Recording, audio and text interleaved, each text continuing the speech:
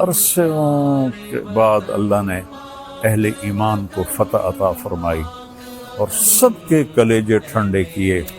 مجھے پتہ نہیں کہ یہ اس آپریشن کا نام کس نے رکھا ہے، بنیان مرصوص، سبحان اللہ، میں ان کو سلام کرتا ہوں جنہوں نے یہ نام رکھا ہے۔ اور آج اللہ تعالیٰ کا فضل ہے، اللہ نے ہمیں عزت دی۔ میں اپنی حکومت کو بھی مبارک دیتا ہوں، اپنی افواج کو بھی مبارک دیتا ہوں، اور ان شاہینوں کو مبارک دیتا ہوں جنہوں نے فضا میں اڑ کر جان ہتھیلی پہ رکھ کر ڈیتھ سرٹیفکیٹ پر دستخط کر کے، میں نے وہ ویڈیو دیکھی کہ ہمارے جوان ڈیتھ سرٹیفکیٹ پر آسان ہے سائن کرنا۔ تو آج کے میڈیا نے، چونکہ یہودیوں کے ہاتھ میں ہے، انہوں نے مسلمانوں کو کہہ دیا یہ دہشت گرد ہیں، ہندوؤں نے کہا آتنکوادی ہیں۔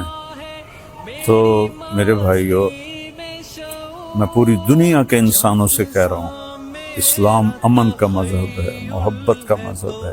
ہم کبھی پہل نہیں کرتے، ہم کبھی پہل نہیں کرتے۔ اور ہندوستان والوں سے کہتا ہوں، اچھے ہمسائے بن کر رہو۔ ہمارے تو ہمسائے کے اتنے حقوق بتائے ہیں ہمارے نبی نے، یہ جس کی کوئی حد کوئی نہیں۔ آپ اچھے ہمسائے بن کے رہو تو ہمیں آپ سے کیا غرض ہے؟ آپ کا بھی نفع ہے، ہمارا بھی نفع ہے کہ ہم اس نفرت سے اور اس جنگ سے باز رہیں۔ تو جس نے اس آپریشن کا نام رکھا ہے بنیان مرصوص۔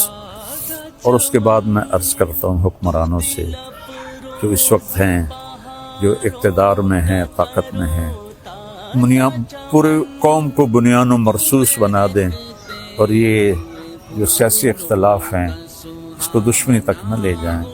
لوگوں کو آزادی دیں کہ آزادی سے وہ سیاست کر سکیں، تو ہم پھلیں گے، پھولیں گے۔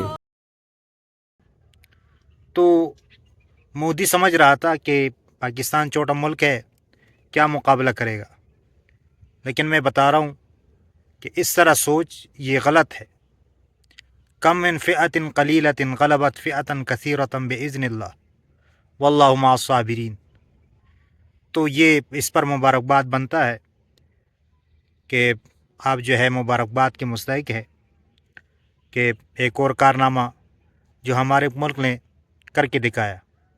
اللہ تعالیٰ اس طرح ہمارے ملک کو مزید ترقیاں عطا فرمائے اور دشمن کو اللہ تعالیٰ نیست و نابود کرے۔